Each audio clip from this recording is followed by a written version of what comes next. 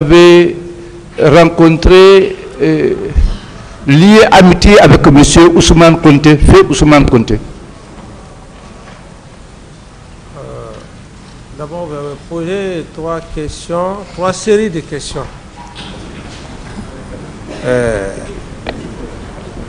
Allumez le micro. Vous avez posé trois séries de questions. Il a posé une seule question. Il a parlé de la prise du pouvoir. Ce n'était pas une question. Il a posé une seule question. Donc, Monsieur le Président, je me t'ai beaucoup prêté par rapport à vos sages conseils que j'étais devant votre tribunal par rapport aux faits qui me sont reprochés, complicité et consorts. Quelque part, il y a eu aussi l'amendement de Monsieur le procureur qui a essayé effectivement d'aménager. Et donc, je me suis dit que je ne suis pas au-dessus de la loi parce que devant votre auguste tribunal, je ne peux pas rester campé sur les faits qui me renvoient selon l'article 19-20 devant vous. À ce stade, Monsieur le Président, avec tout le respect que j'ai pour votre auguste tribunal, je ne voudrais plus parler de la prise du pouvoir ou de quoi que ce soit. J'aurais juste, avec toute la doléance que je vous demande, qu'on me pose des questions qui sont liées au fait de complicité. C'est pour cela que je suis devant vous, Monsieur le Président. Nulle part la prise du pouvoir où j'ai connu tel, c'est pas ce qui va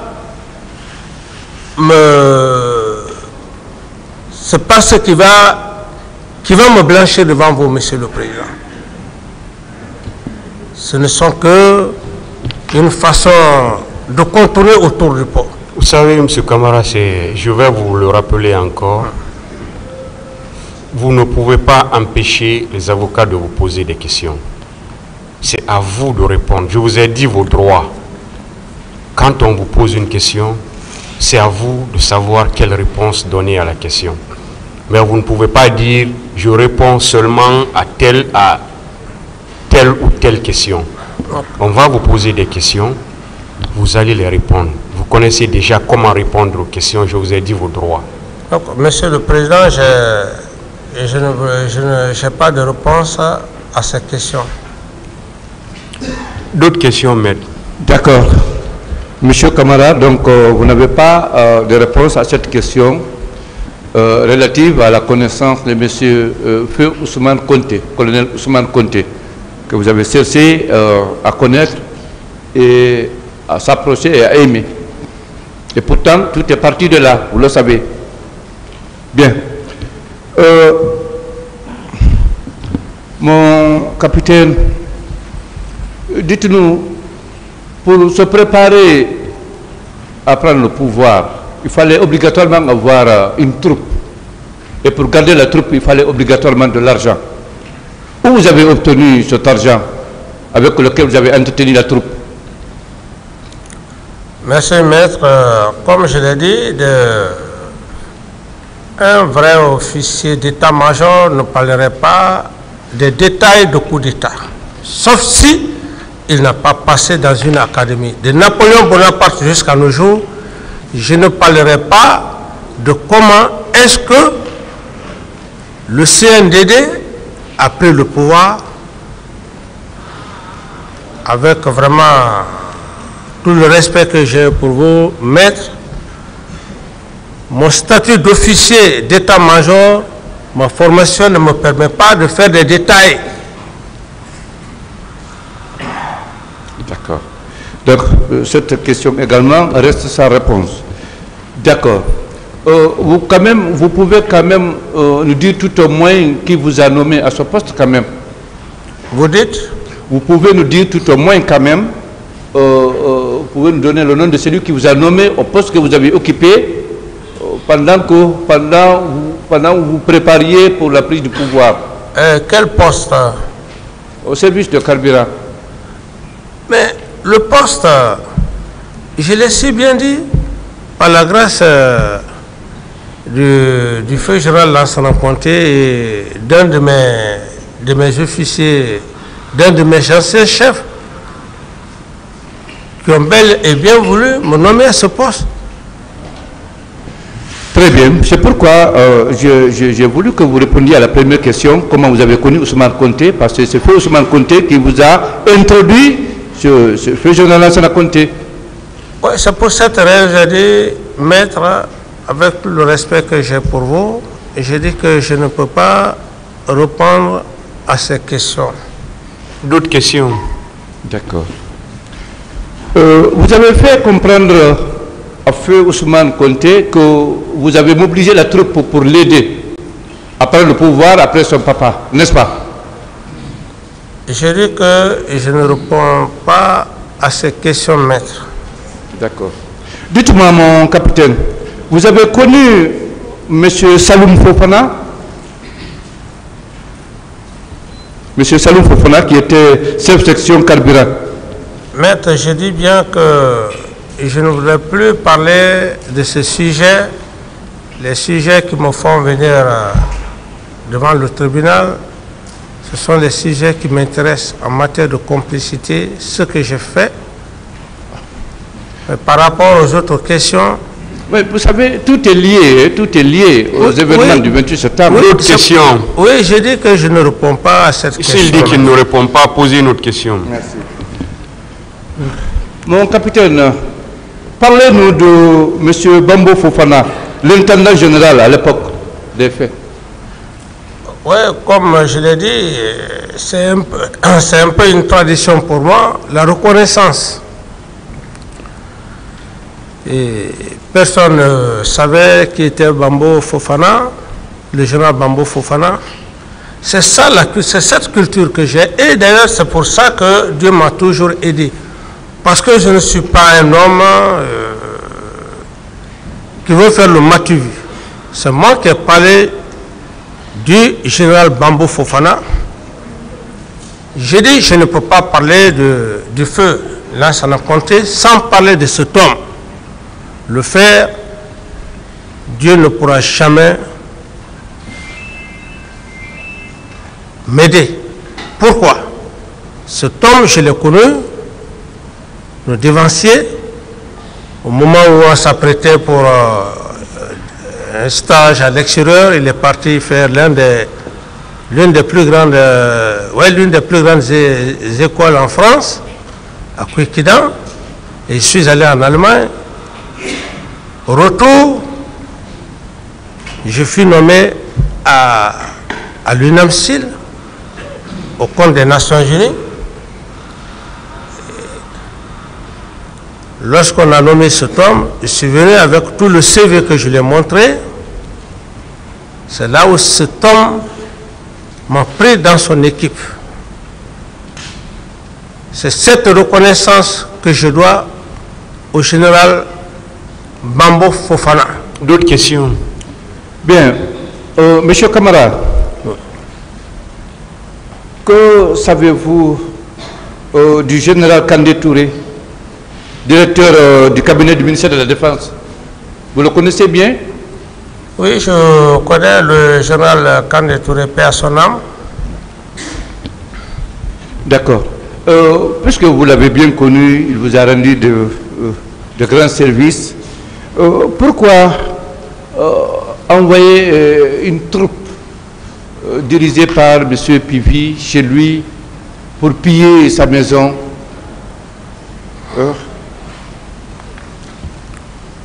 Pourquoi? Oui, maître, par rapport à... Je suis très gêné je suis tenu obligé d'ailleurs de répondre à cette question parce que l'homme que vous êtes en train de parler, quand j'ai pris le pouvoir, C'est grâce d'ailleurs à cet homme et certains officiers généraux. Je veux parler du général Sampil à l'époque et aussi des autres généraux qui sont, d'autres sont encore vivants. Et lorsque vous me posez cette question, je veux juste vous dire que l'homme qui est devant vous n'est pas un homme ingrat. Quand j'ai pris le pouvoir au camp Alpha Yaya, c'est moi qui ai pris la décision de libérer ces généraux dans la paix et dans la dignité. Et pour preuve, si je suis allé en Allemagne, cet homme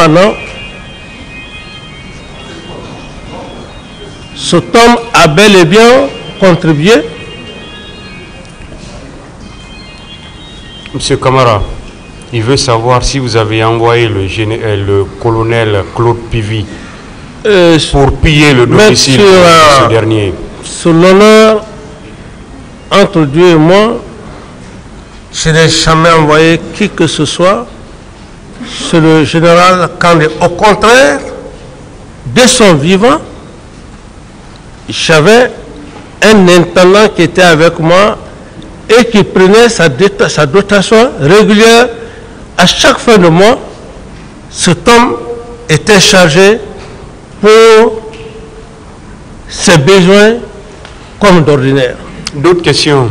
Oui, monsieur Camara, nous sommes dans les préparatifs pour la prise du pouvoir. Et il fallait, coûte que coûte, neutraliser tous les hommes qui étaient forts. Et c'est dans ce cadre que lui, sa concession a été pillée et la seule femme qui était là-bas... Question, maître, il a répondu à ça. Oui, d'accord. Si vous parlez toujours de la même chose, il a déjà répondu à ça. Je voudrais ajouter, monsieur le président, que la seule femme que l'équipe avait trouvée là-bas a été violée par cette équipe. D'autres questions? Bien. Quand vous êtes revenu de l'Allemagne, vous avez trouvé qu'on vous a déjà remplacé à la section carburant là-bas par monsieur Saloum Fofana. Pourquoi vous avez aussi fait organiser le pillage de son domicile? Vous dites? Quand vous êtes revenu de l'Allemagne, vous avez trouvé qu'on vous a déjà remplacé. La place que vous occupiez était déjà occupée par M. Saloum. Pourquoi vous l'avez fait violenter, vous avez fait piller sa concession? Non, je pense que ce sont des... Dans les préparatifs. Je me dis que, quelles que soient toutes les questions que vous allez poser, la dignité de l'homme et l'honneur de l'homme appartient à Dieu. Tout ce qui est monté dans le souci de rendre plus petit le capitaine Dadis, c'est Dieu qui rend petit un être humain. C'est en cela que j'y crois. Par rapport à ces allégations, je dis bien bel et bien allégations, cet homme ne connaît pas ce qu'on appelle pillage. Sinon, Dieu ne m'aurait pas donné la chance de gérer votre nation. Parce qu'on ne gère pas une nation parce qu'on le veut. C'est Dieu. D'accord. D'accord, monsieur Camara. Je précise également là, quand votre équipe est partie piller son domicile, ils ont tué une fille. Et l'équipe était dirigée par monsieur Pivy, sur vos instructions. Je n'en sais rien, maître. D'accord. Bien, mon capitaine, parlez-nous alors de l'attaque du véhicule du général Korka à l'aéroport, au Carrefour juste. Son véhicule a été incendié et on a tiré sur lui.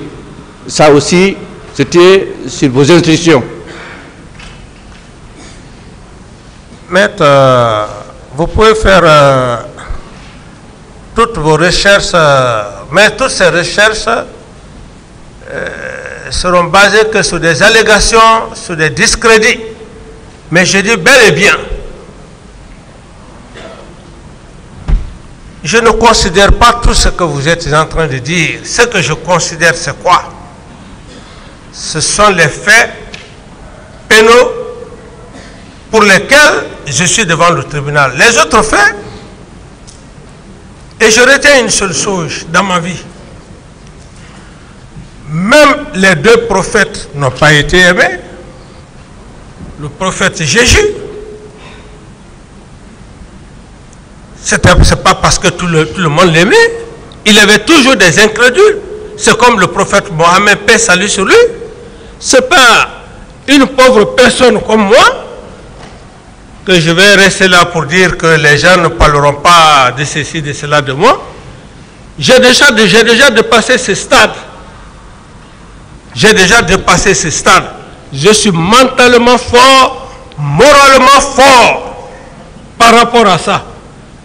Par rapport à ce que j'ai vécu dans ma vie. Jusqu'au moment où je suis devant vous. Si ce n'est pas le miracle de Dieu, la bénédiction de Dieu, je ne serai pas devant vous en train de parler devant cet auguste tribunal. Il ne serait-ce que ça. Mon honneur appartient à Dieu. Ce n'est pas un être humain. Ces allégations de par-ci, de par-là ne m'intéressent pas. Ce qui m'intéresse, c'est les faits qui me font envoyer devant le président du tribunal. C'est ça le plus important. Mais tout le reste, je ne rentre pas dans les détails. Que le capitaine Dadis ait fait ceci, cela. Il n'y a jamais un homme parfait. Je ne peux pas interdire les gens de ne pas dire de n'importe quoi sur moi. Ce sont des allégations pures et simples. Aucun être humain sur terre ne peut dire qu'on ne peut pas parler mal de lui. Donc, ces renseignements ou ces formes de discrédit, parce que le capitaine a dit c'est là, faites tout pour l'humilier, faites tout pour lui dire, je ne vais jamais réagir. J'ai pris ma décision. Je suis un officier d'état-major, j'ai le moral, j'ai le mental. D'autres questions. Je ne réponds pas à cette question, maître. D'accord. Mon capitaine, vous avez également fait venir un groupe de militaires dirigé par Granco, comme on aime le dire, pour tirer sur la cour du feu Ariette au Kansamori ici. Il a fallu votre intervention en criant sur eux, ne le faites pas, n'humiliez pas le général. Il a fallu vous qui étiez venus en sapeur-pompier pour calmer cette situation, n'est-ce pas? Parce que ça, c'est passé au cœur de Kaloumessi, au Kansamori. Vous avez posé la question, j'ai dit oui, que je ne répondrai pas à ces questions devant le tribunal de Monsieur le Président. Je ne réponds pas à cette question. D'accord. Mon capitaine, parlons cette fois-ci de l'attaque du CMS de Camayen, là où il y a eu plus de 120 policiers morts et des disparus. Là aussi, vous étiez derrière. Et l'opération était dirigée par Granco, qu'on appelle Coplan. Je ne parle pas, et je ne parlerai pas de ça parce que c'est pas ces faits-là, c'est pas pour les faits, c'est pas les faits sur lesquels je suis devant le président du tribunal. Je n'en sais rien. Oui, mais je dis que je n'en sais rien, je ne réponds pas à cette question. Je n'en sais rien. D'autres questions? D'accord. À présent, mon capitaine, parlons des événements. Précisément au moment où vous étiez chez vous au camp Alpha Yaya, vous avez pris le téléphone de M. Tibou Kamara, vous avez appelé M. Sidia Touré. Quels sont ceux qui étaient avec vous ce jour-là ou la nuit-là? Oui, c'est la nuit, parce que oui, c'est la nuit. Quels sont ceux qui étaient avec vous et M. Tibou? J'avais largement parlé de cela, maître. Oui. Je n'ai plus Je ne reviendrai plus là-dessus, maître. Je voulais savoir seulement le nombre de personnes qui étaient avec vous. J'ai dit que... Monsieur Camara, vous pouvez continuer. Oui. Oui, je peux continuer, Monsieur le Président. Vous vous sentez bien? Oui, parfait, oui. Parce que je ne veux pas que vous forciez, hein, que ce qui est arrivé la dernière fois vous arrive. Non, ça va, si ça ne va pas, Monsieur le Président, je vous le dirai. Allez-y, maître. Je voulais seulement, mon capitaine, savoir le nombre de personnes qui étaient avec vous ce jour-là. Je vous ai dit, ce jour, moralement fatigué, je ne savais même pas que c'était le numéro de Tibou ce jour. C'est après que dans les interviews, qu'il a reconnu qu'effectivement ce jour, il était là. D'accord. Donc, vous ne vous rappelez pas du nombre de personnes qui étaient avec vous, à part M. Tibou? Je n'avais même pas plus de 3 personnes. J'étais avec mon jeune père à son âme. D'accord. Avant de continuer sur le fait du 28 septembre, est-ce que vous pouvez nous dire pourquoi vous avez fait également piller le domicile du feu général Bailo? Parce que là aussi c'est vous étiez le commanditaire. Ouais, c'est pour vous dire que l'homme qui est assis devant vous, quoi que vous fassiez, il est avec Dieu. Le général Bailo, c'est cet homme, paix à son âme, son fils est en France, c'est cet homme qui m'a encore ramené aux hydrocarbures, maître. Et quand j'ai pris le pouvoir, son fils, Mokhtar Diallo, est témoin. J'ai donné les instructions d'aller rénover son bâtiment. Alors, donc, si vous parlez du feu général Bailo, je ne voulais pas rentrer dans tous ces détails. Le feu général Bailo, ex-ministre, c'est cet homme-là, mon dernier poste, c'est cet homme-là. Son fils est en France. C'est pour vous dire, maître, cherchez à vous renseigner très bien. Le capitaine Dadis n'est pas dans la main des hommes ici. Il est dans la main de Dieu. C'est Dieu. Personne ne peut m'affaiblir. C'est Dieu seul qui peut m'humilier ici. Dieu seul. Mais je le ferai à travers la sagesse, à travers les conseils, la sagacité de Monsieur le Président. D'autres questions? Dites-moi, mon capitaine, pourquoi vous avez fait également arrêter à l'époque colonel Idi Amin et Biro Kondé et les incarcérer au camp Alpha Yaya? Pourquoi vous l'avez fait? Allez-y, maître, demandez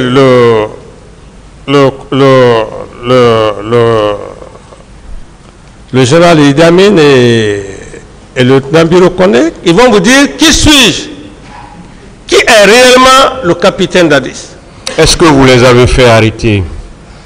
Je n'ai jamais fait arrêter qui que ce soit. D'autres questions? D'accord. Mon capitaine, pourquoi, en signe de désapprobation des événements du 28 septembre, vous n'avez pu faire arrêter aucun militaire? Pourquoi? Mais, maître, j'ai été très clair avec vous, sauf que je ne sais ce que je reviens. J'ai dit, j'avais fait appel à la communauté internationale, la CPI, qui est une juridiction internationale. Alors, je ne pouvais pas en même temps faire appel à cette juridiction internationale, en même temps créer une commission à l'international en train d'arrêter des gens. Je ne vois pas s'il y a une logique. D'accord. Vous aviez dit ici à la barre, mon capitaine, que vous étiez opposé aux éléments du BSAP. Alors, qui commandait ces éléments? Vous dites, vous avez dit ici à la barre, après avoir fait le communiqué de la prise du pouvoir, que votre chauffeur vous a conduit vers le pont 8 novembre. Vous avez eu la chance que vous n'avez pas rencontré les éléments de BSAP là-bas. Oui, tout à fait normal. Alors, qui commandait ces éléments-là? Tout à fait normal. Et lorsque vous faites un communiqué, il faudrait d'abord qu'il y ait une entente. Le BSP était une unité d'élite. Est-ce tous les éléments du BSP étaient en faveur de ce communiqué? Non. Non. Alors, donc, ma question, oui, c'est de savoir qui les commandait, ces éléments-là, qui commandait ces éléments-là. À moins que vous vous informiez, mais je ne peux pas vous dire la personne qui commandait. J'ai voulu juste vous faire comprendre lorsque j'ai donné, comment dire, mon itinéraire, si c'était dans ce sens pour vous satisfaire. Mais maintenant, si c'est le nom, vous pouvez vous renseigner. Vous avez toute la latitude, mais ce n'est pas à moi de vous donner le nom de la personne. De celui qui les commandait. Parce que vous aviez dit, si vous avez bien suivi, que vous avez eu la chance de ne pas arriver là où se trouvaient ces hommes-là. Mais c'est ce que je veux vous dire et vous avez anticipé. J'ai dit, j'ai eu la chance. Oui. Si je tombais dans le lot et des éléments avec lesquels nous ne sommes pas entendus, qu'est-ce qui allait se passer? D'autres questions? Bien. Mon capitaine, comment, d'après vous, le général Sekouba Konaté pouvait faire arrêter colonel Aïdor, M. Ablaï Keita, ça Alphonse Touré, sans que vous ne soyez au courant, sans que vous n'en donniez des instructions dans ce sens? Parce que vous étiez le commandant en chef des forces armées. Mais maître, j'ai été très clair avec vous. J'ai dit, il y a une certaine confiance lorsque vous donnez à un homme. Cette confiance, si la personne veut vous détruire ou veut vous tuer, la personne peut vous tuer. C'est la confiance, c'est l'habit de confiance que j'ai donné à Sekouba et en même temps au commandant Toumba. Je l'ai dit. Il en a fallu de peu que même je me jette sur Claude Privé dans ma chambre à cause de Toumba. Imaginez ça. Alors, si vous posez cette question, lorsque le ministre de la Défense Sekouba lui-même vient confirmer que son adjoint veut faire un coup d'État en compagnie avec ton aide de camp,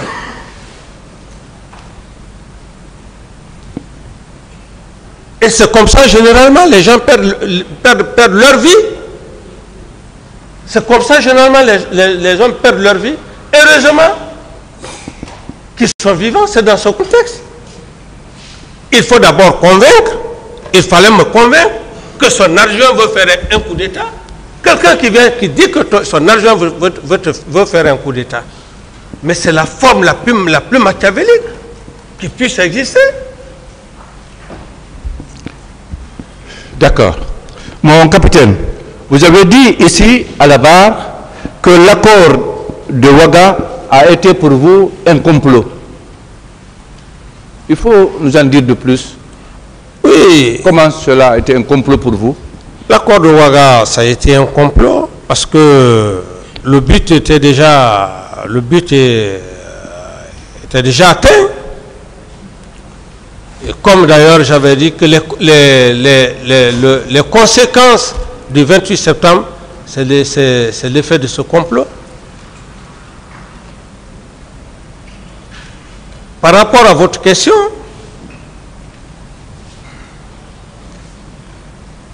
lorsque le but a été atteint, parce qu'il fallait que le capitaine Dadis quitte, lui rende infréquentable, il y a eu un faux accord à Ouaga, où dans cet accord, il disait que bon, Sekouba était vice-président de la transition par intérim, et moi j'étais le titulaire.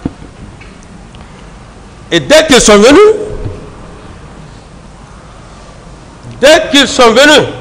ici,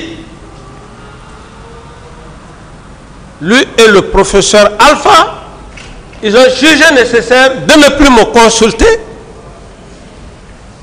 C'est comme ça. C'était que de nous. Parce que le but était atteint. Il ne fallait plus maintenant que je m'ingère dans leur gestion. Et bien voilà, Dieu est tellement puissant. Et on a vu la fin, ce qui est arrivé. Le voleur volé. Le voleur volé. Bien, d'accord. Mon capitaine, à l'abbé, vous avez dit que vous êtes venu défier vos détracteurs. Qui étaient vos détracteurs à l'époque? Je respecte cette population qui m'a bien accueilli, donc je ne voudrais pas parler de la réception de l'abbé. C'est un fait déjà passé. Et donc je ne reviens pas là-dessus, maître. Avec tout le respect que j'ai pour vous, je ne répondrai pas à cette question. Maître, est-ce que vous pouvez venir au fait maintenant? D'accord. J'en viens, monsieur le président. J'en viens. Ok. Mon capitaine, dans votre programme, dans votre agenda pour l'abbé, il était question de faire un crochet à Mamou. Pourquoi vous ne l'avez pas fait? N'est-ce pas? C'est parce que vous avez appris la date de la manifestation est imminente. C'est pourquoi vous avez boudé Mamou. Vous avez continué directement à Conakry. N'est-ce pas? Je ne réponds pas, je ne peux pas répondre à cette question, maître.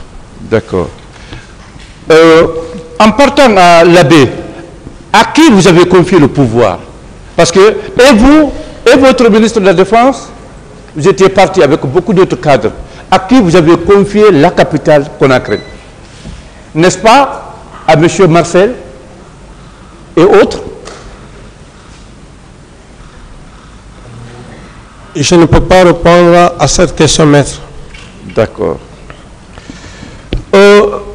Ici, à la barre, mon capitaine, vous avez dit que c'est bien le professeur Alpha Condé qui a fixé la date du 28 septembre. Vous le confirmez? Je confirme et je réitère, j'ai la clé USB avec moi. Le moment venu, vous verrez si ce que j'ai dit. J'ai la clé USB. Le capitaine Nadis ne parle pas au hasard. La clé est avec moi. Je remettrai comme adresse à mes avocats. Ils vont faire, monsieur Appala, avec la permission de monsieur le président et les procureurs, à leur convenance. Très bien. Vous avez dit également que c'est bien le professeur Alpha Condé qui gérait les éléments de l'Ilimo, dont Jean-Marie a parlé. Mais à ce niveau, au lieu même de parler de professeur Alpha Condé, parlons d'abord de Sekouba Konaté. Sekouba Konaté n'a jamais fait une guerre en Sierra Leone ou au Libéria. Tout le temps que Sekouba Konaté a fait, c'était à Massanta ici. À Massanta, c'est lui qui faisait la liaison des gens de l'Elimo. C'est connu de tous les militaires. C'était sa base. D'accord. Et donc, les événements du 28 septembre, cet homme prend son avion pour aller à Massanta. De Massanta, il trouve que les événements ne se sont pas dégénérés. Il profite de l'occasion, il va à Zérekore. D'autres questions? Bien. Mon capitaine, vous avez dit ici hier que vous avez partagé le pouvoir avec le général Konaté comme un plat de riz, n'est-ce pas? Parfait. Et les vidéos même peuvent l'attester parce que on n'a jamais vu un chef d'État prendre la main de son collègue de se lever. Je l'ai fait ici. Et j'ai partagé le pouvoir avec lui comme un plat de riz. D'accord. Ça, tous les Guinéens le savent. Sauf pour ceux-là qui n'ont peut-être pas... C'est bon, M. Camara. D'accord. De toute façon, parlons du recrutement. Vous avez dit que c'est le général Konaté qui a fait le recrutement. Alors, qui lui en a donné l'ordre? Parce que ce n'est pas lui le chef de l'État à l'époque. Et c'est pour cette raison que j'ai même apprécié hier l'un des grands avocats, mais je ne connais pas son nom. Il a étayé, il a éveillé l'esprit lorsque le général Sekouba Konaté a dit dans les zones, et je crois que c'est à partir de là où effectivement Maître a eu les renseignements, 9000 recrues dans une seule région. M. Camara, il veut savoir, s'il vous plaît, il veut connaître qui lui a donné les ordres. Le général Sekouba est venu me voir. Voilà. Il voulait faire un recrutement, essayer de rajeunir l'armée. Et puisque c'était mon homme, c'était mon homme de confiance, je lui ai dit oui, faites le recrutement, mais passez dans les 4 régions naturelles, comme Feu Général Lansana Conté le faisait. D'autres questions? Donc c'est confirmé, c'est vous qui lui avez donné l'ordre de procéder au recrutement. Sinon, il n'allait pas faire le recrutement. Maintenant, dans ce recrutement, merci. Maintenant, le contenu du recrutement. D'autres questions? Bien. Mon capitaine, ici à la barre également, vous aviez dit, en répondant à une question de Monsieur le Président, que vous n'avez même pas un compte bancaire pour vos enfants et que même vos maisons qui se trouvent à Zérekoré sont en banco. C'est vrai? Ici, que vous n'avez rien laissé pour vos enfants. Vous n'avez même pas un compte bancaire pour vos enfants. Vous savez, dans la vie, je ne voudrais pas que... Je veux qu'il y ait d'autres patriotes plus que moi. C'est ce que je souhaite pour la Guinée. Si je vous le dis, vous ne pouvez pas y croire. Je ne l'ai pas fait. Si j'étais cet homme-là, qui pouvait ouvrir des comptes bancaires à ses enfants, vos 22 millions de dollars, je n'allais pas mettre à la banque centrale, j'allais ouvrir un compte bancaire à mes enfants. Donc ça veut dire beaucoup de choses. Mais ce n'est pas grave. Ce qui est important pour moi, c'est quoi? Ce n'est pas cette audience, mais c'est le peu de temps que j'ai eu à faire avec les Guinéens. C'est ce qui est le plus important. Et lorsque, quelque part, où on disait que bon, voilà, la prison avec l'honneur, la prison, je ne suis pas le seul. Le général de Gaulle, un homme que j'aime tant, et d'ailleurs son patriotisme, il a fait la guerre en Allemagne, il a été prisonnier. Monsieur On Camara. a des grands hommes qui ont été prisonniers. Monsieur Camara. C'est pas ce qui m'a... S'il vous plaît, ouais. Sa question était de savoir si vous aviez des comptes bancaires. Allez au niveau de toutes les banques ici, les banques primaires, allez vérifier si le capitaine Dadis a des comptes bancaires là-bas. Mon seul compte bancaire, c'était la banque centrale. Allez, vous pouvez y aller. Est-ce que ça veut dire que vous n'en avez pas? Je n'en ai pas. D'autres questions, maître? Bien, mon capitaine. Et pour toi, mon capitaine, la maison que vous avez acquise à Kaporo, c'est quand vous êtes venu aux affaires, c'est quand vous êtes devenu président, chef suprême des armées, c'est en ce moment que vous l'avez acquise. La maison 6 à Kaporo. Non, vous vous trompez. Et que vous l'avez eu à plus de 2 millions de dollars. Non, vous vous trompez. Vous savez d'ailleurs ce qui a fait que, même tout récemment, au moment où je venais et je passais la nuit à l'hôtel, c'est parce que ces maisons n'étaient pas entretenues. Et quand j'ai pris le pouvoir, je me suis abstenu. J'avais un budget de souveraineté. Mais vouloir le faire, qu'est-ce que la population allait penser? La population n'allait pas penser à un budget de souveraineté. Les bâtiments que vous êtes en train de parler, Ça, c'est bien avant la prise du pouvoir. Et vous pouvez encore, j'ai été très clair ici, devant le parquet, j'ai dit, ils ont leurs collègues. Ils n'ont qu'à aller, ils n'ont qu'à faire une petite inspection dans ma famille paternelle. Ils vont voir les faits. Un homme qui a détourné, un homme qui a de l'argent, sa maison familiale paternelle ne peut pas être comme ça. Très heureusement que les éminents magistrats et présidents sont là, ils peuvent immédiatement appeler leurs collègues d'aller dans la famille paternelle du capitaine Dadis et dans sa famille maternelle. D'autres questions? Bien. À présent, mon capitaine, parlez-nous du pacte qui a eu lieu entre le commandant Toumba,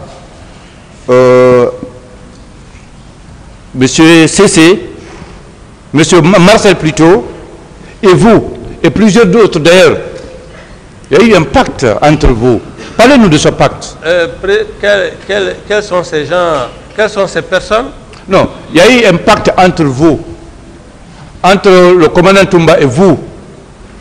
Il y avait d'autres, il y avait quand même la présence d'autres. Bon, je vais raccourcir, il n'y a jamais eu de pacte et c'est pour cette raison que je vais demander à Monsieur le Président, avec sa sagesse, et que le parquet puisse faire venir, que le parquet, Monsieur le procureur, puisse faire venir l'élément que M. Toumba a dit qu'il aurait fait un pacte, le nommé forum, pour clore tout. Mon capitaine, dites-nous, à quel moment de votre régime vous avez fait arrêter Général Diarra et pourquoi faire venir son fils, le mettre dans la même cellule que son père?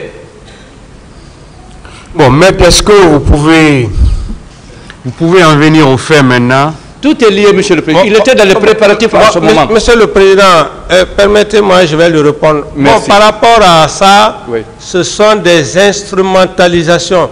Le général Diarra, je suis une personne qui ne ment pas. Avant, quand je suis revenu de l'Allemagne, j'étais dans la même cour à Koléa avec sa tante. Son fils actuel, le colonel Amara, il était au Britannique militaire. Donc cette familiarité a été une bonne cohésion de vie. Et quand j'ai pris le pouvoir, le général Diarra, il est encore là, mais quand j'ai pris le pouvoir, le général Diarra était chef d'état-major général des armées. Et c'était d'ailleurs tous les généraux. Il y a encore un des derniers dinosaures, le chef d'état-major, l'ex-chef d'état-major, le ministre Ibrahima Diallo, au camp Alpha Yaya. C'est le général Diarra qui a pris la parole. D'accord. Patienté qui a pris la parole et il s'adressait en ce moment-là au général Toto. Quand j'ai vu que ça n'y allait pas, le général Kandé, le général Sampil, eux tous étaient devant moi. Père à l'âme du général Chérif, eux tous ils étaient devant moi. J'ai eu la sagesse. J'ai dit, c'est vous qui avez fait de nous ce que nous sommes. Le ministre, le chef d'état-major Ibrahima Diallo, il est encore vivant. Et le général Baldé il est encore vivant, ils sont vivants. C'est en ce moment qu'ils ont rejoint leur domicile. Et pour la petite histoire, lorsque les gens disent que je ne sais, je n'ai peur de rien, je crois à mon destin. Par rapport à l'arrestation que vous parlez, personne ne peut vous dire que le capitaine Dadis m'a arrêté. personne. D'autres questions? Bien, mon capitaine. Et deuxièmement, c'est bon, M. Camara, c'est bon. Précision. Ensuite, M. Camara, c'est bon. C'est bon. Vous avez dit que vous n'avez ordonné l'arrestation de personne. D'autres questions? Merci, Monsieur le Président. Mon capitaine, dites-nous, comment vous avez connu le commandant Toumba? Le commandant Toumba Diakité. Mais j'ai été clair au départ ici, j'ai dit je l'ai connu par le biais de son maître, Claude Pivy. C'est vous qui êtes allé vers lui ou bien c'est lui qui est venu vers vous? C'est Claude Pivy qui est venu vers moi pour me le recommander. Il avait un de ses petits qui avait des problèmes, sa maman était malade. C'était dans ce contexte. Bien. Est-ce que vous vous rappelez du nom de cette personne qui, pendant que vous étiez dans la salle où le général Toto avait déjà pris les leviers de la commande, la personne qui est venue briser la porte entrée, est-ce que vous connaissez cette personne? Reprenez la question. Quand vous étiez tous assis au moment de la prise du pouvoir au Kangal Fayaya, le général Toto était là. Colonel Tchegoro assurait le secrétariat. Le pouvoir était presque fini d'être pris par lui. Une personne est venue en brisant la porte. Bon, maître, récupérer le pouvoir. Ouais, je vais juste vous faire savoir que oui. Toutes ces allégations étaient faites dans le but de distraire l'esprit de la Cour ou de ne pas revenir sur les faits réels. C'était l'objectif. Ça a été taillé sous forme pyramidale, dont les structures ne tiennent pas.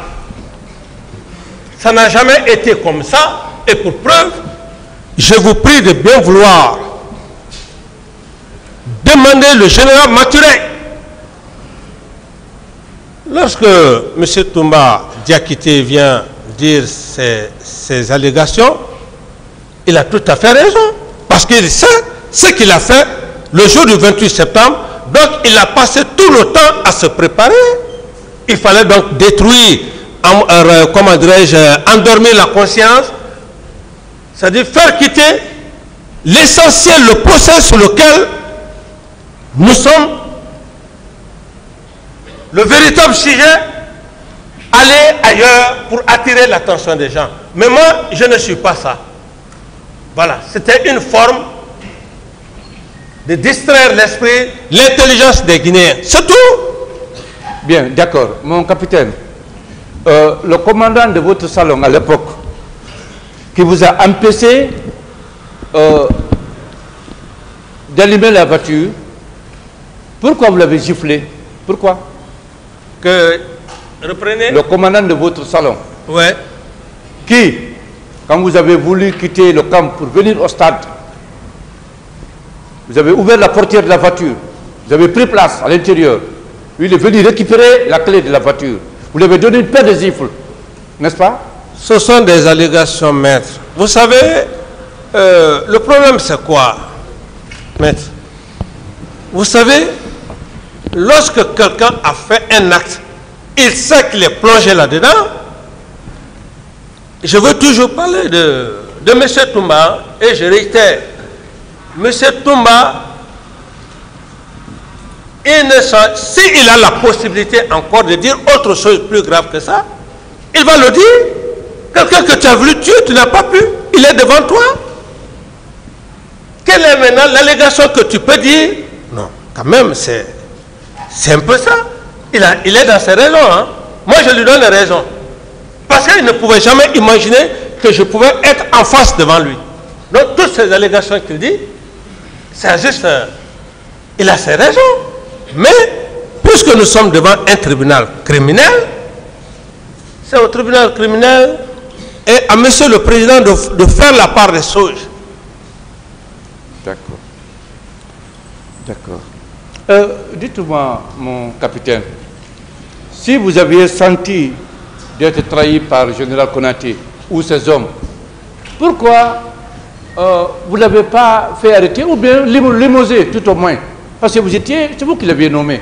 Reprenez votre question, maître. Si, à un moment donné de votre règne, vous aviez senti d'être trahi par le général Konaté ou ses hommes, pourquoi vous ne l'avez pas limogé, au moins, ou bien le fait arrêter? Qui? Général Konaté. Merci pour cette question. En toute sincérité, et je le dis entre Dieu et ma prière, sur la tête de mes enfants et de ma progéniture, ce que vous dites, je n'allais pas dire ça. Le général Sekouba est venu me voir dans mon bureau. Sauf si je manque, que Dieu va me punir. Il me dit, Monsieur le Président, eu égard à la situation, je veux que tu me nommes comme conseiller auprès de toi et tu prends le colonel David comme ministre de la Défense. Quand il m'a dit ça, mon sens c'était quoi? J'ai dit non. Te nommer conseiller auprès de moi, qu'est-ce que tes hommes vont penser? J'ai refusé. Mais j'ai dit que c'est un jeu.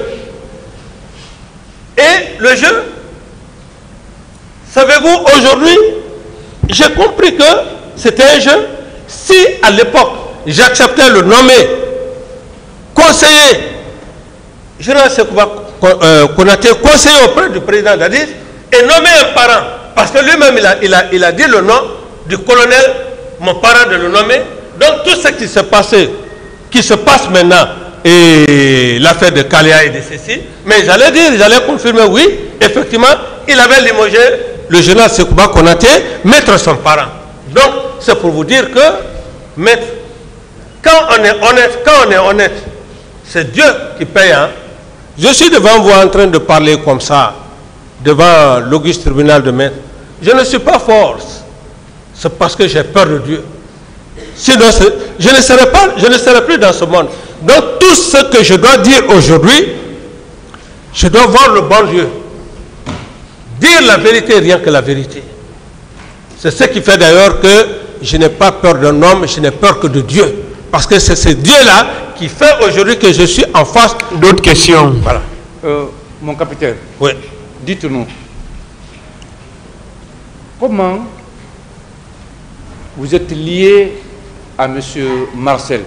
Et quel poste de responsabilité occupait-il au moment des faits? Pour être sincère, vous savez, pendant la réclamation des salaires des militaires, le camp Al-Faya étant le camp Al-Faya à l'époque, et quand ces jeunes-là se déplaçaient pour venir au camp Samori, c'est ce jour que j'ai aperçu Marcel dans les tirs. J'y avançais et je suis allé leur calmer. Quand je les ai calmés, ils sont repartis au camp Al-Faya. Plus tard, et les mêmes choses ont commencé, comme d'ailleurs les leaders le faisaient, bulletin rouge et ainsi de suite. Alors plus tard, ces jeunes ont commencé à me rendre visite au camp Samori.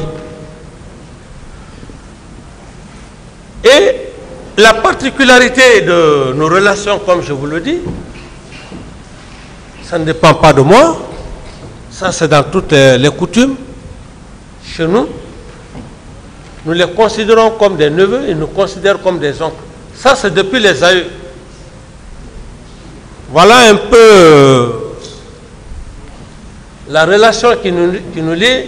Et quand peut-être les gens apprennent le neveu de Dadi, c'est comme si c'était l'enfant, ma soeur. Non. Tous les Thomas, dans les règles de l'art, dans les règles coutumières, sont mes neveux, sont mes nièces, et je suis leur oncle.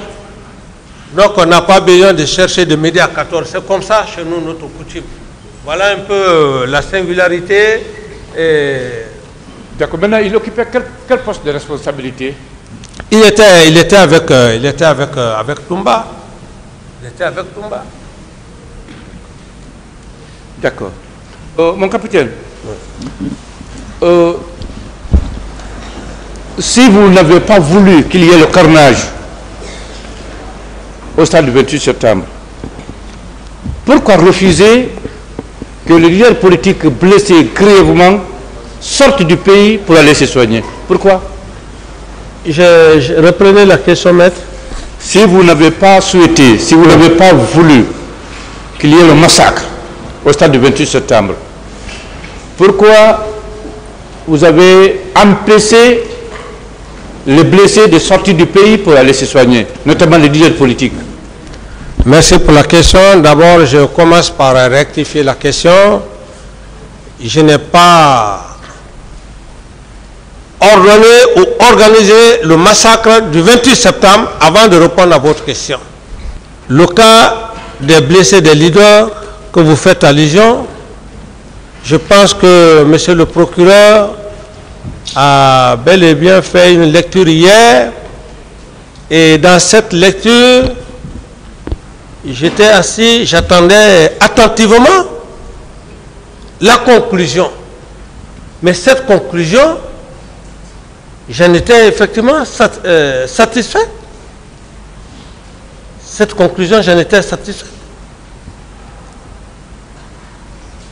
Pourquoi? Parce que monsieur le procureur a dit, après maintes tractations, que les leaders politiques sont venus me voir et j'ai donc donné l'accord, le feu vert à M.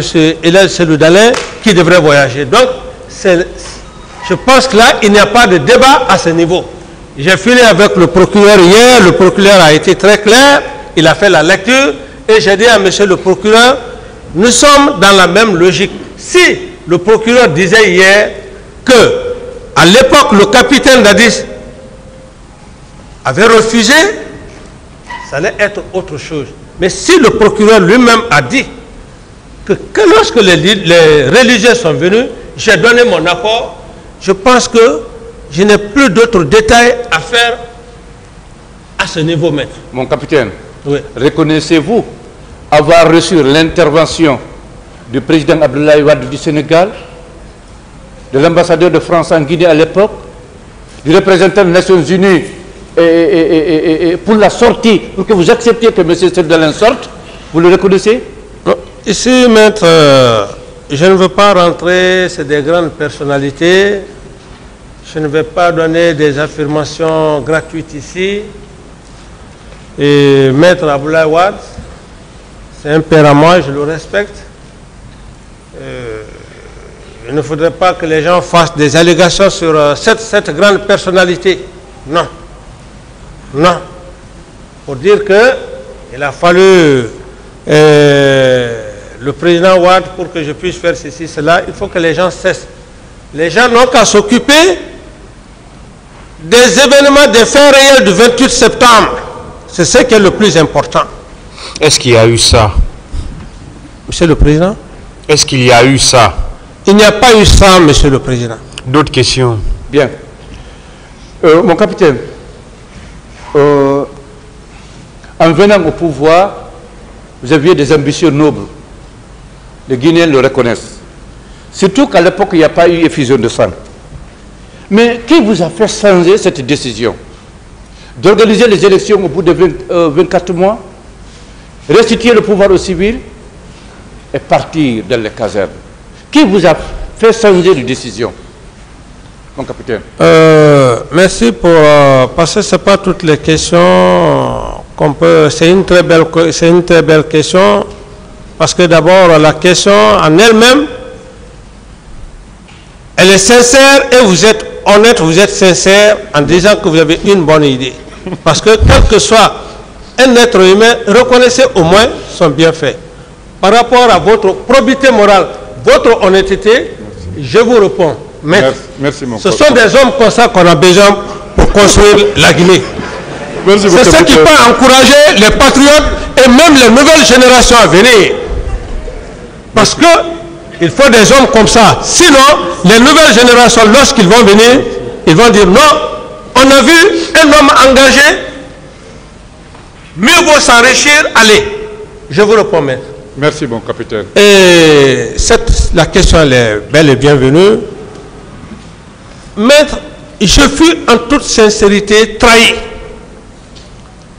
par l'homme à qui je l'ai fait confiance, le général Sekouba Konaté. Pour preuve, maître, je le dis, où je suis là, vous savez, j'avais dit même à monsieur le président, j'ai dit, moi je ne cherche pas à faire plus de 30, 40 ans. Non, non, non, je n'en ai pas besoin. Je dis la vérité et je n'ai pas peur de la mort, je n'ai pas peur de quoi que ce soit. Donc, votre question est essentielle pour que monsieur le président du tribunal sache. Je fus trahi par mon homme de confiance, Sekouba Konaté. Comment? Sekouba Konaté, c'était l'homme à qui je partageais le pouvoir avec lui. Je ne faisais rien sans lui. Même les organisations de Koronti ou bien de Boulibiné qu'on parlait, mais c'est Sekouba et ses amis qui organisaient ça. Pourquoi? Il fallait donner une mauvaise idée aux leaders politiques. Mais dans ce jeu, il était en connivence avec le professeur Alpha. Permettez-moi, maître, de vous expliquer. Alors, même lorsque dans les PV, même certains ont eu à dire que Dadis ou rien, c'était une forme que les leaders politiques et la société civile puissent me faire la guerre. Mais dans tout ça, c'est le professeur Alpha, expérimenté qu'il est, et comme je l'ai dit, une expérience méchante. Et je réitère. Donc, Sekouba Konaté faisait le jeu. Il en a commencé même à Fria. Monsieur Camara. Il est parti à Fria. Monsieur Camara, est-ce que vous avez compris sa question? J'ai compris. Il dit pourquoi j'ai changé. Répondez alors à la question. C'est par la trahison de Sekouba Konaté. Parce que Sekouba Konaté, il a fait croire à certains militants, à certains leaders, que Dadis veut aller aux élections. La preuve, il est parti à Fria avec le colonel Tebro pour un soi-disant préparatif de campagne. Alors, c'est ce que les leaders politiques ne comprenant pas, qu'il était en mèche avec Alpha, les autres se sont embobinés pour dire non, Dadis veut rester au pouvoir éternellement. Mais dites-moi, cependant, mon capitaine, les hommes qui ont initié, qui ont mûri, construit le mouvement Dadis doit rester, ces hommes-là étaient des hommes de Konaté ou bien du professeur Alpha Condé? Merci, mais c'est ce que je vous dis. Je vous dis que l'armée a toujours été infiltrée, et je le dis et je réitère, les mêmes éléments là travaillaient avec le professeur Alpha Condé pendant même que le feu général Lansana Conté encore était vivant. L'armée a toujours été infiltrée. Ce sont les mêmes éléments, la prise de pouvoir qui sont venus, et puisqu'on a pris le pouvoir, inexpérimenté que j'étais, c'était inexpérimenté que j'étais, permettez-moi, c'était les mêmes éléments qu'ils faisaient le machiavélisme sans que je ne m'y rende compte. Moi, à mon entendement, c'était des hommes sincères, honnêtes avec moi. Cependant, ils travaillaient, comme dirais-je, pour le professeur Alpha Condé et Sekouba Konaté. Est-ce que vous pouvez nous donner le nom de ces personnes qui ont initié et formé ce mouvement Dadis doit rester? Non, je pense que quand vous allez voir, va passer à certains déjà, je crois ils ont... Moi, je ne donnerai pas, je ne cherche pas, comment dirais-je, à dire le nom de qui que ce soit. Je suis là, c'est ma personne, je suis là pour effectivement me défendre devant le président du tribunal. Donc, je ne cite le nom de personne, mais les gens que je cite, c'est que j'ai les preuves avec moi, comme le cas. Est-ce que si on vous en donne, vous pouvez les reconnaître? Vous dites? Si on vous en donne, vous pouvez les reconnaître si on vous donne le nom de ces personnes qui ont formé le mouvement Dadis doit rester? Moi, peut-être que je peux les reconnaître physiquement. Physiquement, vous pouvez à travers leur nom. Bon, ça dépend. Donc allons-y, on va aller. Monsieur Tibou Kamara. Non, monsieur Tibou Kamara, en toute sincérité, je ne dis pas sa relation avec Sekouba, mais Dadis doit rester, Dadis ou rien. Ok. Ça, je ne peux pas mentir sur lui. On continue. Monsieur Moussa Keïta. Eh bien, ça c'est...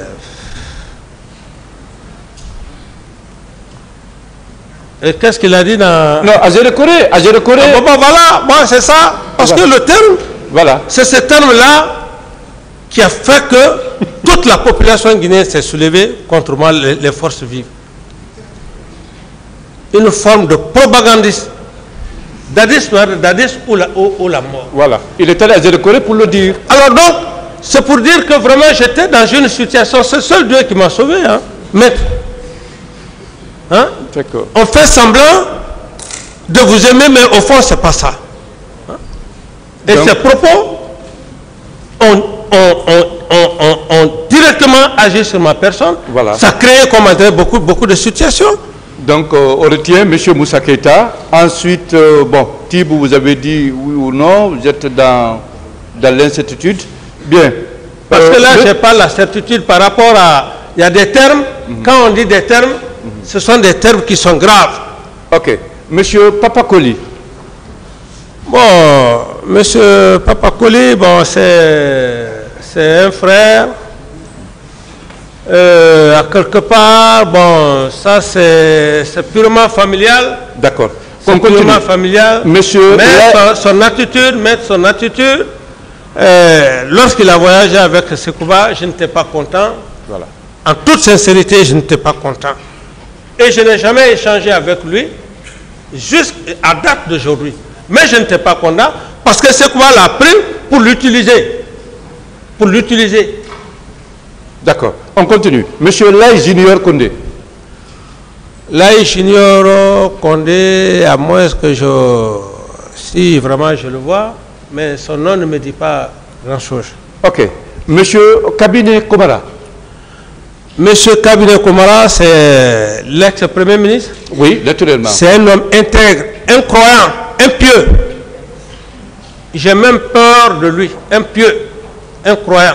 Non, on parle de ce mouvement, Dadis doit rester. Ceux qui ont conçu ce mouvement. Non, monsieur Komara, je n'y pense pas. Ok. Parce que monsieur Komara, il faut se dire la vérité, c'était un technocrate et avec une grande sagesse, il n'était pas dans ces situations-là. Même s'il a été humilié par vous. C'est pour ça que je dis, maître, c'est un grand homme. Et jusqu'à maintenant, on entretient des relations. Très bien. On continue. On continue. Je ne l'ai pas humilié, mais ma réaction, bon, quand vous êtes avec un grand frère, hein, et il a toujours accepté. C'est ça la sagesse aussi. D'accord. Et c'est mon frère, il reste mon frère. Merci. On continue, mon capitaine. Monsieur Siba Loalamou. Oui, d'ailleurs, je peux même dire que c'est mon instructeur, Siba Loalamou. C'est mon instructeur. Quand je devais aller à Saint-Cyr, c'est avec lui que je révisais. Voilà. C'est mon ancien en même temps. Oui, mais il faisait partie de ceux qui ont conçu ce mouvement. Dadis doit rester. Bon, et peut-être si il le faisait, je ne l'ai pas vu flagramment. Parce qu'il y en a tant d'autres en ont fait, mais qui n'ont même pas leur liste ici. D'accord. Oh, mon capitaine, à l'instant, on va parler de cette fille adoptive du feu général Lansana Conté, Aïcha, que vous avez connue ou dont vous avez entendu parler, Aïcha. Oui. Qui a été violée par les hommes que vous avez envoyés. Par par des hommes que vous avez envoyés. Non, si, maître, précisez les noms pour que je puisse vous aider aussi la cour, c'est important. D'accord. Parlez-moi de Aïcha alors, cette fille adoptive du feu général Lansana Conté. Bon, pour être sincère avec vous, merci mon capitaine. Comme vous ne voulez pas, vous êtes en train de cacher quelque chose, mais moi je ne cache pas. Merci. Pour la petite histoire, cette femme, je fus informé qu'elle a été violée par les hommes de Aboubakar Sidiki Diakité dit Toumba. Moi-même, je me suis déplacé, je suis allé voir cette femme, la demander pardon. Vous me suivez, maître? Très bien. Je suis allé demander pardon à cette femme dans sa cour. Pendant ce temps, je crois que le colonel Teboro avait déjà pris les dispositions pour envoyer Toumba, je ne sais pas, au PM3. Et le lendemain, alors comme j'ai demandé pardon à cette pauvre femme, et voilà, c'est la petite histoire. D'accord. Vous avez... Réellement, elle a été violée, c'est vrai? Voilà. Bien, mon capitaine. Non, vous êtes vraiment honnête là. Non, il faut être sincère. Il faut qu'on soit honnête. Parce que moi, je l'ai vécu, je suis allé, je l'ai demandé pardon. D'autres questions, c'est bon, monsieur Camara, d'autres questions. Bien, mon capitaine, vous avez connu également monsieur Lansana Kondeya Camara, un frère du feu général Lansana Kondeya.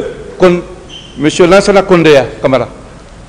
Non, il y a beaucoup de ses parents venaient au camp, mais une connaissance comme ça, stigmatisée, non. Et finalement, il semble qu'il a fallu que vous interveniez pour lui, parce qu'il était ligoté, il avait même perdu l'usage de ses membres par M. Marcel. Il a fallu que vous interveniez pour que les cordes lui soient levées. Bon, maître, vous savez, quand on est devant le tribunal, on a affaire à des hommes, mais on a affaire aussi avec Dieu. Oui. Parce que tout ce, il y a le péché. Alors à ce niveau, en toute sincérité, je ne vais pas juste parler devant le tribunal pour me faire plaisir, pour dire que oui, j'ai aidé ceci, cela, cependant que je ne l'ai pas fait. Entre Dieu et moi, c'est tout ce qui m'est cher. Vraiment, je n'ai pas assisté à cette scène, en toute sincérité, en âme et conscience. Mon capitaine, oui. Quand vous avez pris le pouvoir, et après les événements du 28 septembre, vous avez organisé un dîner au restaurant Le Rocher, que vous aimiez tant d'ailleurs, Le Rocher. Et en répondant aux questions des journalistes, vous aviez dit qu'aucun leader ne peut gérer cette armée-là. Et plus loin, sur la route en rentrant à la maison, dans votre voiture, vous avez dit ces leaders-là ont échoué de faux leaders. Vous le confirmez? Oui. Très bien. Et Monsieur Chérif, votre conseiller personnel, vous vous souvenez de lui? Bien sûr. Très bien. Il avait minimisé la mémoire, saboté la mémoire des victimes en disant que je ne sais pas pourquoi les Nations Unies, 10 morts, 20 morts, 200 morts peuvent avoir lieu au Sénégal, en Côte d'Ivoire, ici en Guinée, même si c'est 3 personnes qui tombent. La communauté internationale fait sortir ses griffes contre la Guinée. Voilà. Il avait minimisé, saboté la mémoire des victimes. Et vous n'aviez pas réagi. Et pourtant, vous étiez encore aux commandes. Vous ne l'avez pas limogé. Vous ne l'avez pas sanctionné, même administrativement. Quelle est la question? C'est pourquoi vous l'avez fait faire, vous l'avez laissé faire, sachant que cela allait ternir encore votre image. D'abord, vous savez, maintenant, je suis quelqu'un qui est très direct. Quand un homme respecte une personne, je suis tenu obligé de vous répondre parce que vous respectez la personne. Merci, mon capitaine. En toute sincérité, sinon je vous aurais dit que je ne parle pas. Merci, mon capitaine. Quel que soit l'être humain, l'être humain a besoin de son respect. Parce que vous avez besoin de manifester la vérité devant le tribunal. Oui. Alors, par rapport à ce que vous venez de dire, en toute sincérité, il y a des actes, quand ça se passe, c'est anormal. C'est anormal. Et à l'époque, tout le monde parlait comme bon lui semblait.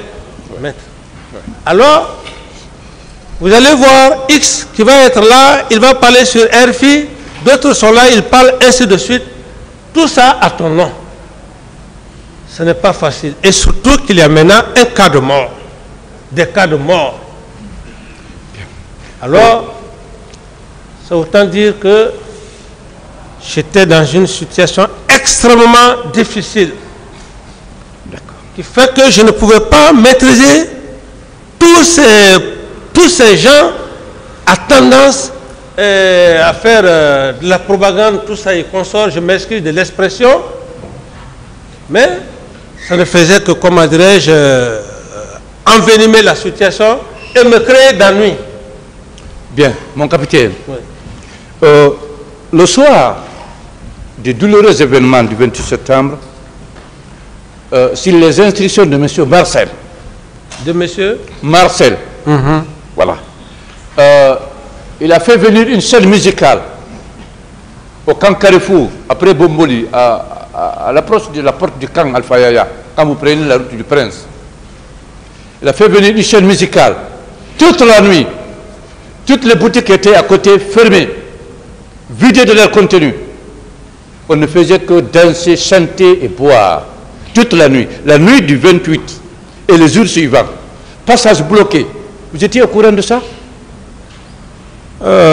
Maître, je n'étais au courant de rien. Vous savez aussi, c'est comme, je prends juste un exemple. On est tous des pères de famille. Parce que l'armée, la façon dont elle est constituée, c'est comme une famille.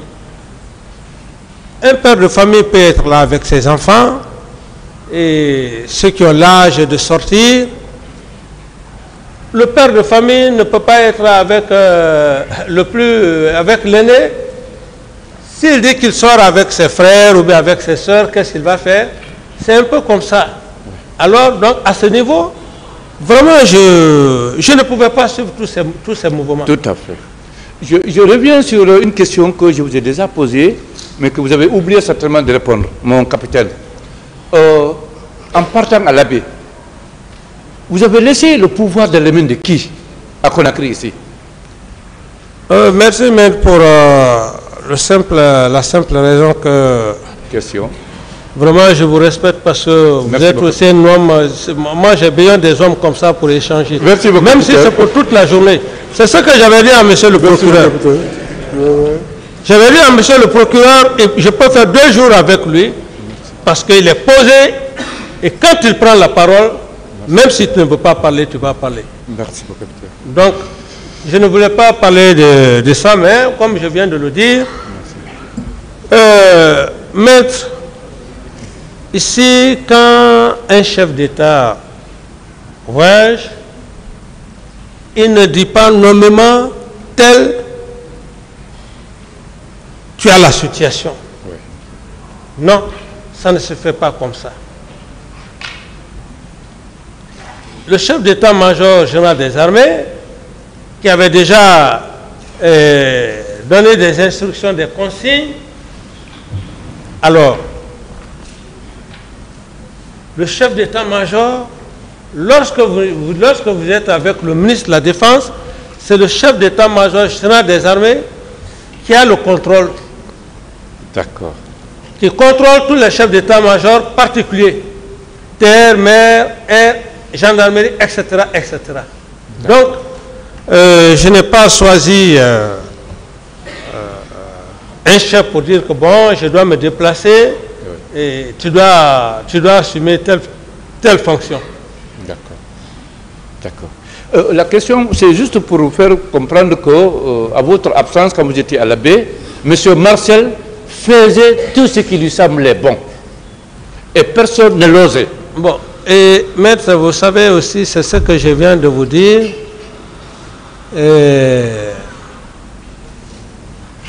L'homme lui-même ne peut pas dire absolument à 100% qu'il peut avoir la maîtrise de son propre enfant.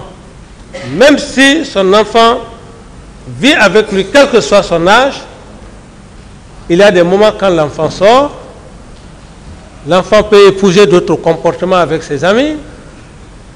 Eh bien, le père de famille n'est pas là, le père de famille n'est pas à côté d'eux. C'est un peu la même situation. Donc, quand on a une armée de ce genre, on ne peut pas absolument connaître tout ce que les hommes font. Les hommes aussi, ils ont leur plaisir, ils ont leur loisir. C'est vrai. Mon capitaine, moi je voudrais savoir, puisque vous étiez le commandant en chef des forces armées, le jour où M. Marcel et ses hommes ont fait tendre le général Teto pour lui donner des coups de chicotte, l'humilier, enlever ses grades, pourquoi vous ne l'avez pas sanctionné? Bon, voilà, maître, je reviens à ce niveau. Oui. Et quand le général Toto est venu me voir au bureau, c'est le lendemain que j'ai créé un rassemblement général. J'ai fait coucher tous les militaires pour demander pardon au général Toto. Parce que c'était vraiment, c'était indigne. Et il fallait procéder à cet acte. Vous convenez avec moi, mon capitaine, que M. Marcel faisait trop de bavures? Bon, et bon, même à ce niveau-là aussi, à ce niveau, on m'a juste dit que quand le général Toto est venu, que c'est des subalternes qui lui ont ôté le grade. Et parce que lui-même, quand il est venu me voir, il n'a pas dit le nom, il n'a pas dit exactement le nom. Il m'a dit, voilà, hein, ce que nos enfants sont en train de me faire, j'ai commencé à demander pardon au général Toto. J'étais beaucoup vraiment choqué, touché. Et donc le lendemain, le matin, immédiatement, j'ai demandé de créer un rassemblement général, lequel rassemblement, j'ai dit à tous les militaires de se coucher à Bamant et demander pardon au général Toto. Bien. Mon capitaine, est-ce que vous vous souvenez de ce jour où de très grands féticheurs sont venus au camp pour chercher à trouver un sacrifice pour la conservation du pouvoir? Et ce sacrifice est sorti, c'était une hyène. Et on l'a fait venir, l'hyène, on l'a fait venir.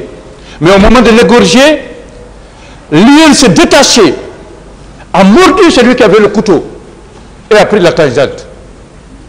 Un groupe de militaires brandissent l'arme. Vous avez dit non de ne pas tirer. D'autres ont pris un véhicule pour pourchasser l'hyène. Depuis lors, ceux qui ont pris le véhicule là ne sont pas revenus. Vous vous rappelez de cette date? Non, bon, c'est ma toute première information par rapport à cette histoire. D'accord. C'est bon, d'accord. Ok, il n'y a pas de problème. Mon capitaine, est-ce que vous vous rappelez du jour où la dernière fois vous avez rencontré le général Lansana Conté? Avant son décès? Oui. Très bien. Ce jour-là, vous avez mangé ensemble avec ses enfants?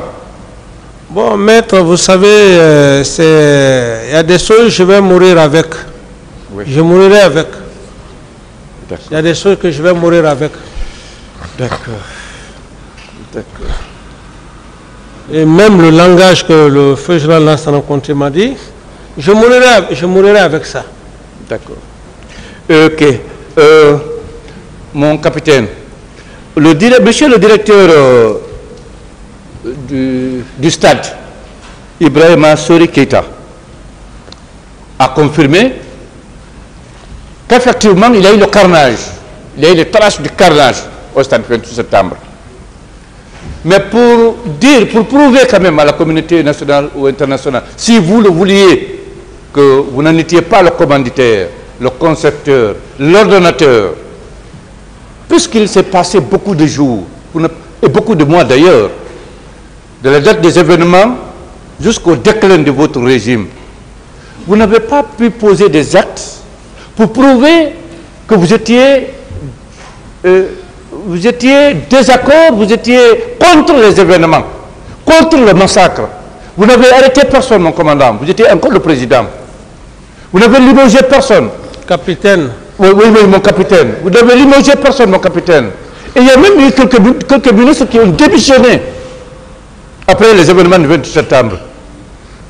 Vous les avez vus démissionner. Alors, vous n'avez limogé personne, vous n'avez pris aucune décision, vous n'avez ordonné aucune arrestation, aucune interpellation. Pourquoi cela, mon capitaine? Comme je l'ai dit tantôt, que j'avais déjà engagé un appel à la communauté internationale, et donc je n'avais ni la prétention d'arrêter qui que ce soit ou de limoger qui que ce soit. Et tout mon objectif était que la communauté internationale vienne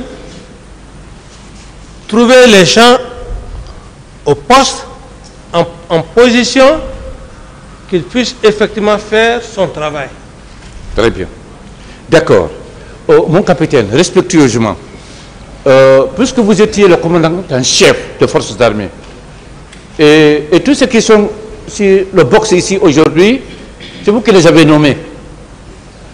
Il se trouve qu'aujourd'hui, avec les événements du 28 septembre, on a eu des blessés, on a eu des morts, il y a eu même des corps qui ont été jetés à mer, les corps sont revenus avec le mouvement de l'eau. Les corps ont été ramassés de nouveau, mis dans un bateau, jetés à haute mer. Il y a eu des fosses communes. Les camions qui contenaient les corps à Kamayen, à la résidence du général Lansana Conté, au camp Samori, on ne sait pas où se trouvent ces corps. Est-ce qu'aujourd'hui, mon capitaine, vous pouvez dire à un de vos responsables de nous montrer où se trouvent ces fosses communes, où se trouvent ces corps? Aujourd'hui, est-ce que vous pouvez leur dire de nous montrer, nous? Parce qu'aujourd'hui, le peuple devait savoir. Puisque vous étiez le commandant en chef. Est-ce que vous pouvez dire aujourd'hui où se trouvent ces corps? Voilà. C'est ce qu'il veut savoir. Très honnêtement, c'est aussi les mêmes informations que j'ai reçues depuis bonne lurette, qu'il y a eu des fosses communes, mais je ne sais où exactement se trouvent ces fosses communes, Monsieur le Président. Vous ne savez pas où se trouvent exactement? Deux questions. Bien.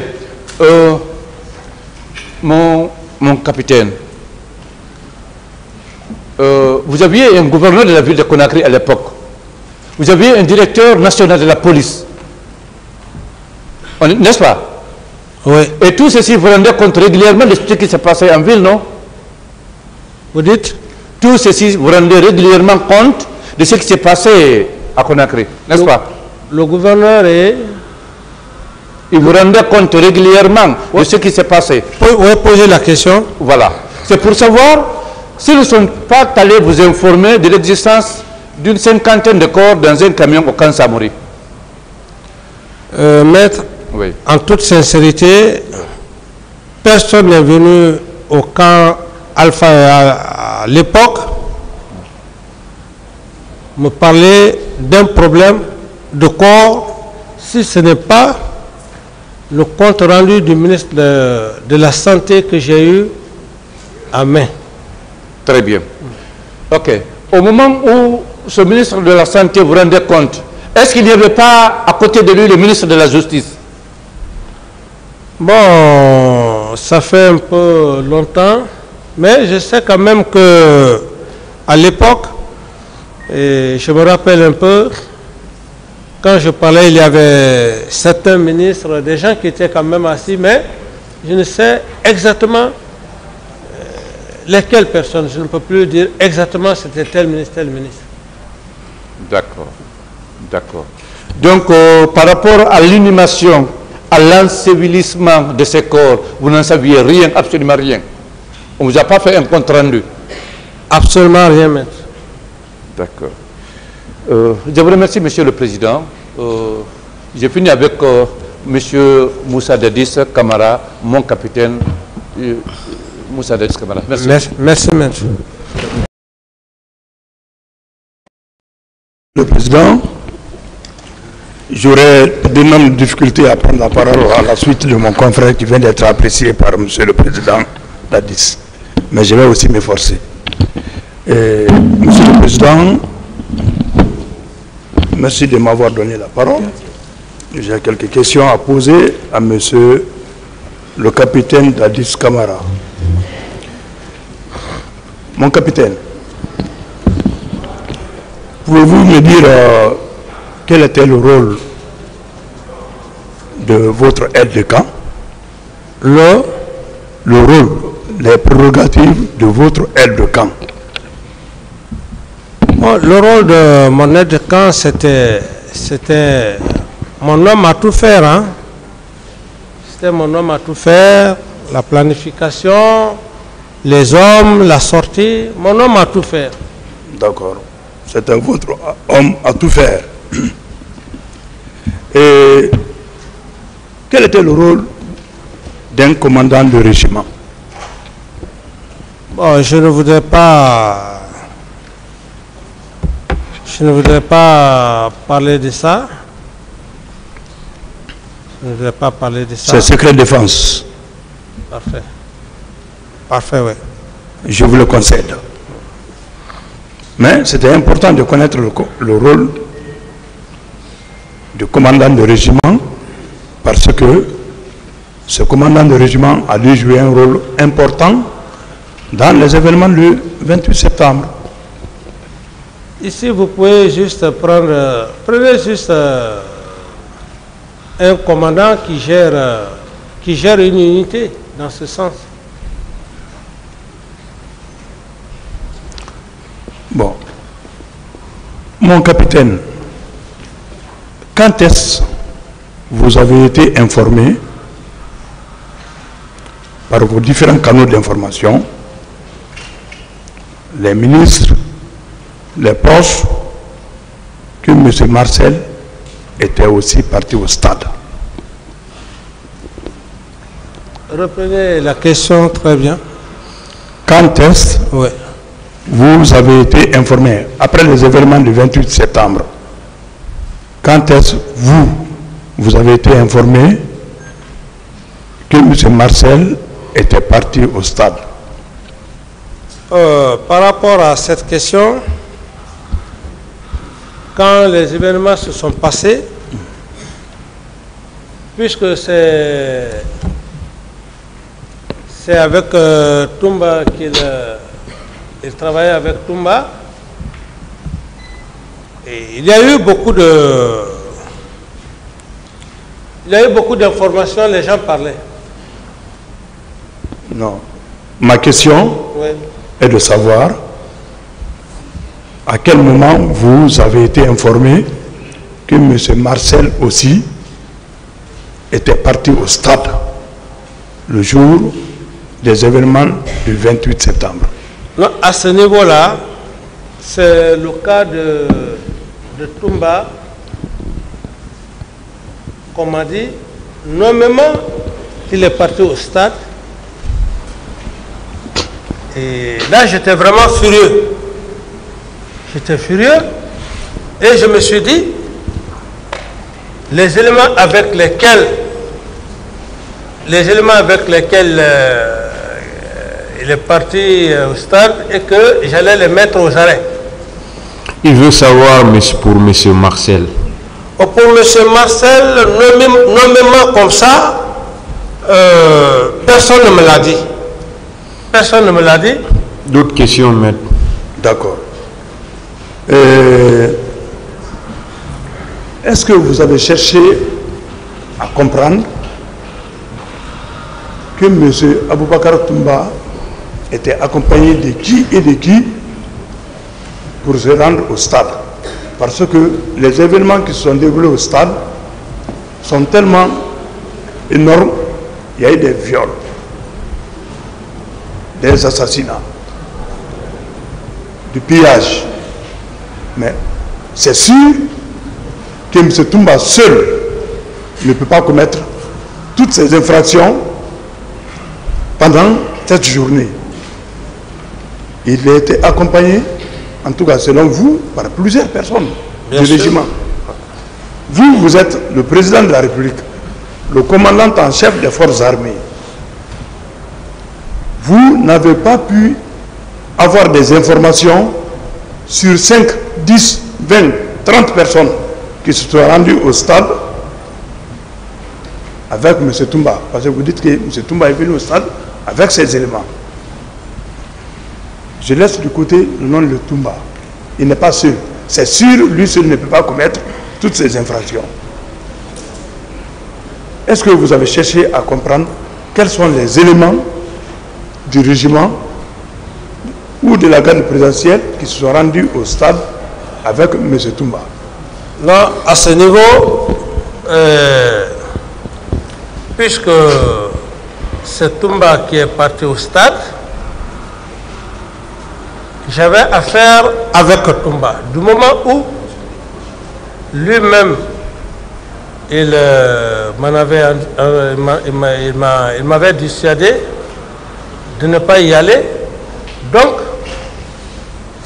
j'étais vraiment furieux contre lui. Mais à ce que je cherche, ce qui n'est pas parti seul, ça au moins c'est clair. Et si vous posez la question, c'est lui seul qui sait quels sont les éléments avec lesquels il est parti. Selon vous, ce qui s'est passé au stade, est-ce que 10 personnes, 20 personnes peuvent commettre toutes ces infractions au stade? Non, ce qui s'est passé au stade, on ne peut pas donner un nombre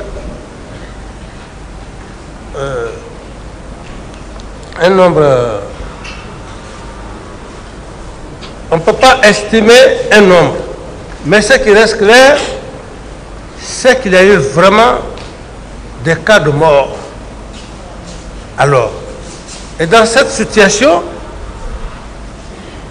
dire qu'il y avait tel nombre, je ne saurais le dire en toute sincérité. D'accord, merci bien, Monsieur le Président. Ouais. Monsieur le Président d'Alice, vous avez dit ici que M. Aboubakar Sidiki Toumba était très armé. Vous dites? Qu'il était très armé. Oui. Raison pour laquelle vous avez renoncé à son arrestation. Oui, dès après le stade, oui. Oui, dès après le stade. Oui. M. Pivi a dit dans cette salle qu'il avait décidé d'arrêter M. Toumba.